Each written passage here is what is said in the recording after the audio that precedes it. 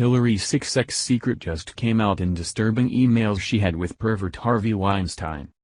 The Weinstein scandal is a lot better than what Hollywood has ever been able to come up with. WikiLeaks has now released some disturbing emails between Hillary Clinton and heavy Democratic donor and sexual predator Harvey Weinstein. The email chain started with Weinstein messaging Hillary's aide Capricia Marshall offering Hillary some insider Hollywood movie deals. Conservative 101 reports. WikiLeaks showed some disturbing emails between Hillary Clinton and Democratic donor, sexual predator Harvey Weinstein. The email chain started with Weinstein messaging Hillary's aide Capricia Marshall offering Hillary some insider Hollywood movie deals. Dear Capricia, as time moves on, I realize I haven't seen you and Mrs. Clinton, Hillary, in a long time, but I think of you both often. I don't know if movie producers are still worthy in your world, but next time you're in NYC I'd love to see you, wrote Weinstein. Weinstein then offered to send Hillary an advanced copy of the movie King's Speech, which wouldn't come to theaters for a few more months, as well as a few other movies. Then he concluded his email with this: "Your bad friend, Harvey. P.S. Please share this with Madam Secretary."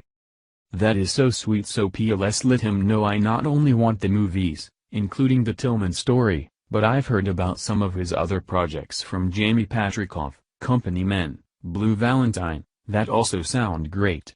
And P.L.S. wish him and Georgina every good wish w the new baby and that we all hope to see them soon, wrote Hillary. There is obviously a close friendship between this scumbag and crooked Hillary Clinton. Which is odd because Hillary claims to not like creeps, right? Except for maybe her own husband, Anthony Weiner, Harvey Weinstein, and the famous pedophile Jeffrey Edward Epstein. The Daily Wire reports. Hillary Clinton now claims that she was creeped out by Donald Trump during their town hall-style debate, and that it took every ounce of her willpower not to chide Trump for breathing down her neck as she answered audience questions. In her forthcoming book, What Happened?, which Clinton claims will help explain why she feels short in the 2016 presidential election, the former Secretary of State says Trump made her skin crawl, and that she felt completely intimidated by the Republican presidential nominee. "It was incredibly uncomfortable. He was literally breathing down my neck. My skin crawled. It was one of those moments where you wish you could hit pause and ask everyone watching, well, what would you do? Do you stay calm, keep smiling and carry on as if he weren't repeatedly invading your space? Or do you turn, look him in the eye and say loudly and clearly, 'Back up, you creep. Get away from me. I know you love to intimidate women, but you can't intimidate me, so back up.'" This is the first time Clinton has spoken publicly about Trump's stage machinations, but it's just the latest in a string of excuses Clinton has used to explain away her loss to Trump in November. In excerpts and previews from the book, due out in stores in September, Clinton has blamed everyone from an incompetent staff to an absent Democratic National Committee for her second failure at obtaining the nation's highest office.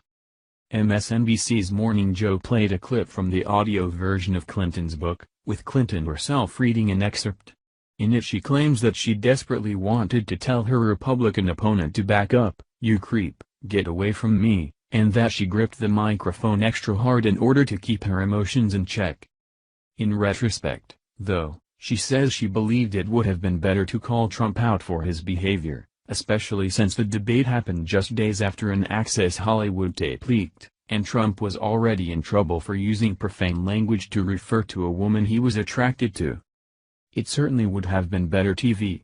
Maybe I have overlearned the lesson of staying calm, biting my tongue, digging my fingernails into a clenched fist, smiling all the while, determined to present a composed face to the world."